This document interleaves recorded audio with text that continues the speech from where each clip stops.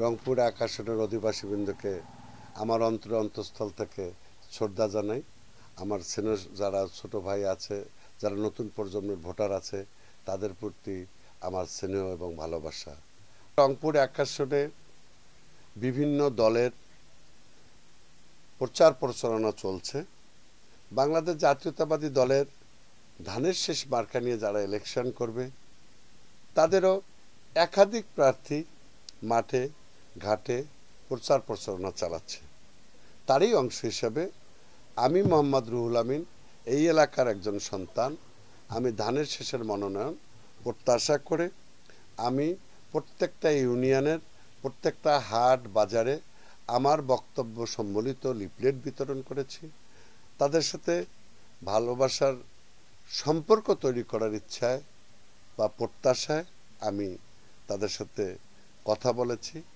আমি সিটি কর্পোরেশনের যে 9টি ওয়ার্ড আছে, প্রত্যেকটি ওয়ার্ডের সাথে আমি যেখানে জনবহুল এলাকা পেয়েছি, যেখানে বাজার পেয়েছি, যেখানে মার্কেট পেয়েছি, আমি সবার সাথে দেখা করার চেষ্টা করেছি। কিন্তু এখন পর্যন্ত প্রতিটি গ্রাম, প্রতিটি পাড়া আমার পক্ষে যাওয়া সম্ভব হয়ে ওঠেনি।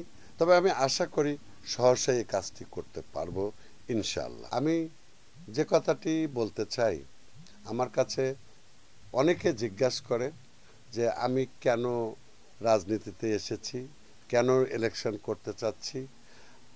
এই প্রশ্নের উত্তর যদি আমি দিতে চাই, তাহলে আমি বলবো যে আমি কবে থেকে রাজনীতি করি, এই উত্তরটা আমি দিতে পারবো না। কারণ আমি স্কুল জীবন থেকে রাজনীতি করি। আমার কবে থেকে ছাত্রদল বা জাতীয়তাবাদী দলের সাথে জড়িত, 1986 সাল থেকে আমি জড়িত। আর অনেকে বলতে পারে যে আমি আন্দোলন সংগ্রামে গত 17 বছরে কোথায় কি কাজ করেছি, কিভাবে আন্দোলন করেছি, সেটা অনেকে প্রশ্ন করতে পারেন। আমার সেখানেও প্রশ্ন হচ্ছে যে আমি প্রত্যেকটি আন্দোলন সংগ্রামের সাথে জড়িত ছিলাম। অনেক জায়গায় পরোক্ষভাবে ছিলাম, অনেক জায়গায় প্রত্যক্ষভাবে ছিলাম। যাই হোক, আজকে ধানের শীষের মনোনয়ন আমরা যারা চাচ্ছি, তাদের মধ্যে সবাই মাঠে ঘোরাফেরা করছেন, বেড়াচ্ছেন। আমি প্রত্যাশা করি দল আমাকে মনোনয়ন দেবে। কিন্তু আমাকে যদি দল মনোনয়ন না দেয়, আমি প্রতিটি মিটিংয়ে সবাইকে জানিয়েছি যে আমার চরম শত্রুকেও যদি মনোনয়ন দেয়, ধানের শীষের স্বার্থে জাতীয়তাবাদী শক্তির প্রয়োজনে আমি তার ভোট এই শক্তি দিয়ে, এই সামর্থ্য নিয়ে করব ইনশাল্লাহ। কিন্তু আমি যখন গ্রামে গঞ্জে গিয়েছি, তখন মানুষ আমার কাছ থেকে কিছু প্রত্যাশা করেছে, তারা অনেক সাড়া দিয়েছে।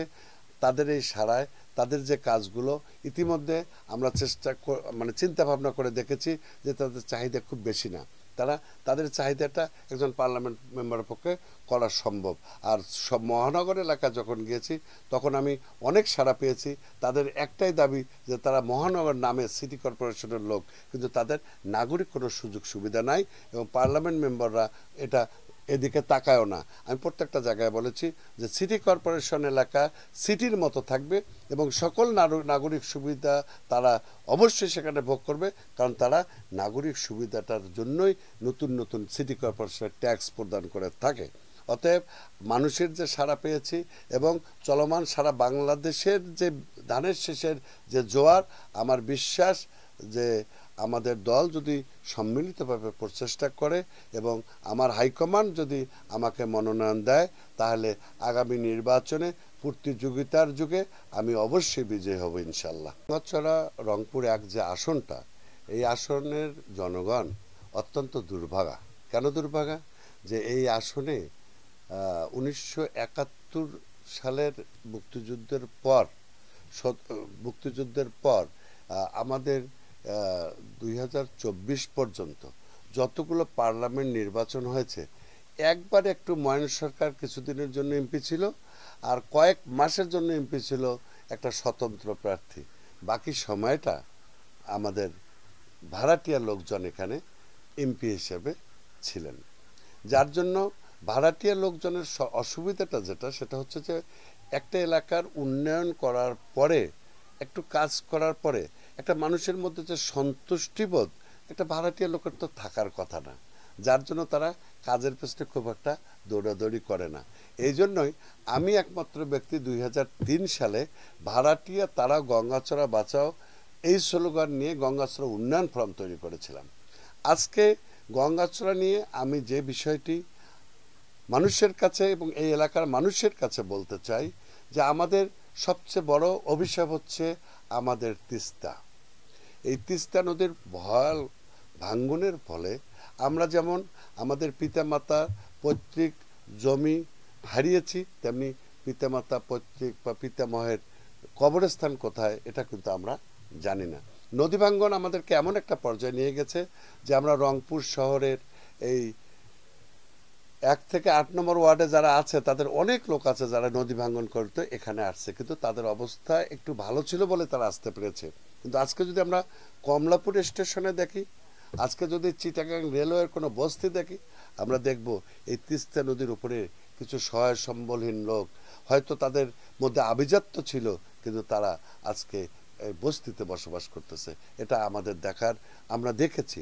তাই এই এলাকার অভিশপ্ত তিস্তাকে আশীর্বাদে পরিণত করার জন্য আমাদের যে পরিকল্পনা গ্রহণ করা দরকার, দেশীভাবে সারা দেশব্যাপী যে এটার একটা আন্দোলন চলছে সেটি অবশ্যই বেগবান করা দরকার। এবং আমরা যদি তিস্তাতে নৌ পরিবহন ব্যবস্থাকে উন্নত করতে পারি তাহলে আমাদের এই এলাকায় বাণিজ্য অঞ্চল, শিল্পাঞ্চল, ইপিজেড করা খুব সম্ভব হবে। কারণ প্রতিযোগিতার যুগ, এখন আমাদেরকে এখানে তিস্তাকে নৌ পরিবহন ব্যবস্থাকে উন্নত করে খরচ কমে আমাদেরকে এখানে শিল্প কলকারখানা এস্টাবলিশ করার একটা সুন্দর সুযোগ এই এলাকায় রয়েছে। তাছাড়াও যতদিন এই মহাপরিকল্পনা বাস্তবায়ন হবে না তার আগে তিস্তার তীরবাদ, তিস্তায় ইম্ব্যাঙ্কমেন্ট এগুলোকে পরিচর্যা করার জন্য আমাদের সব সময় একটু অফিসে, একটু পানি উন্নয়ন বোর্ডে, একটু পানি সম্পদ মন্ত্রণালয় আমাদের যে চেষ্টা তদবির করতে হবে এটি করা অনেক সুযোগ রয়েছে। কিন্তু ভাড়াটিয়া এমপি যারা ছিল তারা এই কাজটা তাদের অন্তর থেকে আসেনি বলে আমার মনে হয়, কারণ এরকম কোনো কাজ আমার চোখে কখনো পড়েনি। তাছাড়াও এই এলাকার তরুণ যে যুবক সমাজ, তো উদীয়মান যে যুবক সমাজ, তাদের দিকে যদি আমরা তাকাই তাহলে আমি দেখতে পারি যারা রাজনীতি করে তাদের অনেকের কোনো পেশা নেই। যারা তরুণ যুবক সমাজ তারা আজকে হতাশ। আমার মনে হয় যে হতাশার কিছু নেই। এখানে যদি সরকারের যে সহায়তাগুলো আছে, যেমন একটা ছোট্ট একটা ছেলে যদি 4টা গাভী পালন করে তাহলে তার আমরা হিসাব যোগ বিয়োগ করে দেখাই যে তার অনেক লাভ হবে, কিন্তু সঠিক যে চিকিৎসা সেবাটা ডাক্তারদের কাছ থেকে, সঠিক যে ঔষধটা, সঠিক যে ব্যবস্থাপনাটা, সেটা তো আমরা যদি সরকার যদি সেটা সমর্থন মানে সরকার যদি সেখানে সাপোর্ট দিত তাহলে যেমন ছোট ছোট শিল্প কলকারখানা গড়ে তুলতে পারত আমাদের। আমি তাহলে কেন রাজনীতি করতে আসছি যদি আমি এটা বলি, তাহলে আমি বলবো যে আমি শুরু থেকে স্টুডেন্ট লাইফ থেকেই আমি কিছুটা জনগণের সম্পৃক্ত থেকে জনগণের কিছু কাজ করার চেষ্টা সবসময় করে গিয়েছি। 2001 থেকে 2006 যখন আমি খাদ্য দুর্যোগ ব্যবস্থাপনা মন্ত্রী মহোদয়ের লিয়াজো অফিসার হিসেবে দলের হাইকমান্ড আমাকে সেখানে পদায়ন করেছিলেন, তখন আমি সুযোগ পেয়েছিলাম সচিবালয়ের বিভিন্ন পরিচয়ের সূত্র ধরে এলজিডি অফিসে ঘুরে ঘুরে বা শিক্ষা প্রকৌশল অফিসে ঘুরে ঘুরে আমি কিছু শিক্ষা প্রতিষ্ঠানে ভবনের ব্যবস্থা করেছিলাম। আমি এলজিডির বেশ কিছু রাস্তা, প্রায় 4টা ইউনিয়নে বেশ কিছু রাস্তা আমি পাকা করার সুযোগ পেয়েছিলাম। আমার অনুরোধে আমাদের সেই ইঞ্জিনিয়ার ভাইরা সেই আমলে দিয়েছিলেন। আর শুধু স্কুল কলেজ এবং পাকা রাস্তাই নয়, আমি ঢাকায় যারা রিক্সা চালায় তাদের রিক্সা অনেক সময় ওই ভুল রাস্তায় আসে আমাদের রংপুরের সহজ সরল মানুষ, অথবা তাদের রিক্সা ধরে রেখে দেয় পুলিশ। আমি সেখানেও একটু তদবির করতে যাই, তাদের কথা বলি যারা নদী ভাঙ্গা মানুষ, গরিব মানুষ, ওদের রিক্সাটা ছেড়ে দেন। তো এরকম একটা প্রেক্ষাপটে আমাকে বলেছিল যে যেহেতু এটা ডাম্পিংয়ে লিস্টভুক্ত হয়েছে এটা সম্ভব না, তবে তাহলে কি সময়টা আপনি কী করবেন, করলে ভেঙে ফেলবো। আমি বললাম যে ভেঙে ফেলার দরকার কি, আপনারা আমাদের গ্রামে দেন। আমি অত্যন্ত আনন্দিত যে ওই সময় গঙ্গাচড়ায় 2000 রিক্সা ফ্রি অফ কস্ট নিয়ে এসে মানুষের মধ্যে বিলি করে দিয়েছিলাম। আমি যেহেতু ত্রাণমন্ত্রী মহোদয়ের সাথে ছিলাম, সে কারণে আমি বেশ কিছু মসজিদ মন্দিরে একটু সাহায্য করার সুযোগ পেয়েছিলাম। তার সংখ্যা এখন আমার মনে নেই, অনেক দিন হলো, কিন্তু আমি চেষ্টা করেছিলাম। আমাদের অনেক শিক্ষক, অনেক ম্যানেজিং কমিটি আমার সাথে সবসময় দেখা করত। আমার মনে পড়ে সেই সময়ের আব্দুস সামাদ হাই স্কুল 9-10-এর এমপিও হয় নাই, মনিরাম হাই স্কুল হয় নাই, তুলসীরাট হাই স্কুল এমপিওভুক্ত হয় নাই। আমি এগুলো এমপিওভুক্ত করে দিয়েছিলাম এবং এলাকার ম্যানেজিং কমিটি, শিক্ষক মণ্ডলী, এলাকার সুধী সমাজ সেই সময় আমাকে একটু সাধুবাদ জানিয়েছিল, আমার জন্য দোয়া করেছিল। আমি জানি না 2007-8 সালে আমাদের জাতীয়তাবাদী শক্তির প্রত্যেকটি নেতা কর্মীর উপর যে স্টিম রোলার এসেছিল, সেদিনের এই জনগণের এটুক দোয়ায় হয়তোবা আমি তেমন আমি বিপদে ছিলাম, কষ্টে ছিলাম, কিন্তু আমার চেয়ে অনেক নেতাকর্মী আরও বেশি কষ্টে কালাতিপাত করেছে। শুধু তাই নয়, আমাদের দেশনেত্রী বেগম খালেদা জিয়া, এই ম্যাডামের ওপর সেই সময় যে অমানবিক অত্যাচার করা হয়েছিল, তার বড় ছেলে আমাদের আজকের ভারপ্রাপ্ত চেয়ারম্যান জনাব তারেক রহমান, যারকে নিঃশেষ করার জন্য তার মেরুদণ্ডের হাড় ভাঙ্গা থেকে শুরু করে তারপর অমানবিক নির্যাতন করা হয়েছিল।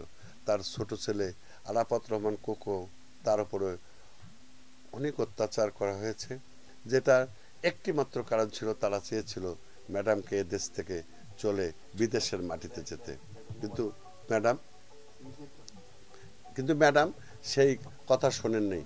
কারণ সেদিনও ম্যাডাম এদেশের মানুষকে ভালোবেসে শুধু একটি কথা বলেছিল যে বিদেশে আমাদের বন্ধু আছে, কিন্তু আমাদের কোনো প্রভু নেই।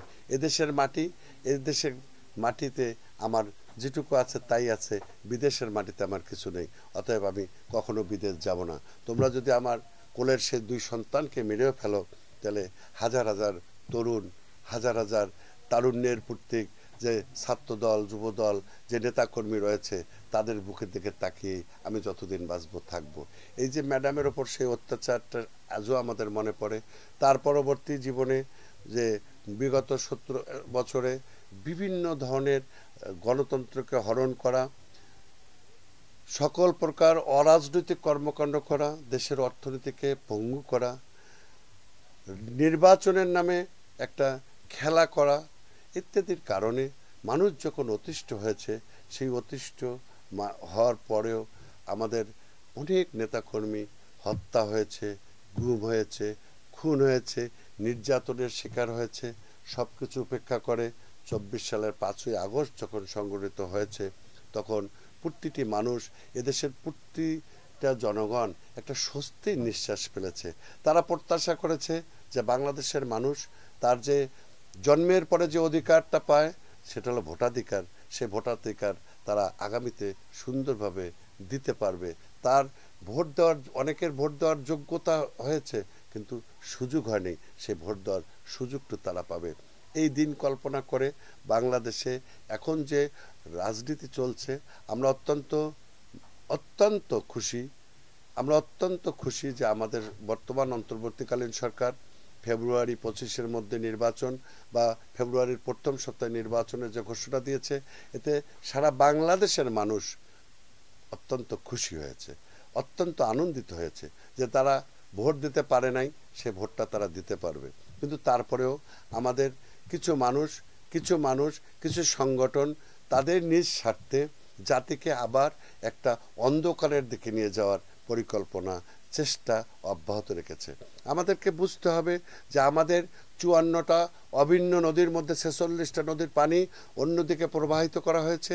আমাদের অর্থনীতির উপরে বিভিন্নভাবে যে বহির্বিশ্ব থেকে, প্রতিবেশীর কাছ থেকে যে ধরনের আমাদের বিমাতাসুলভ আচরণ আমরা পেয়েছি, তাদের প্ররোচনায় অথবা বিদেশি কোনো শক্তির প্ররোচনায় আমাদেরই কিছু আন্দোলন যারা আমাদের সাথে করেছে, আমাদের কোনো সংগঠন, তারা আবার এটাকে ঘোলা পানিতে মাছ শিকার করে নিজের দুর্বল অবস্থানকে শক্ত করার আশায় তারা কিভাবে কি করতেছে, নির্বাচন পিছায় দেওয়ার চেষ্টা করতেছে। এই যে গঙ্গা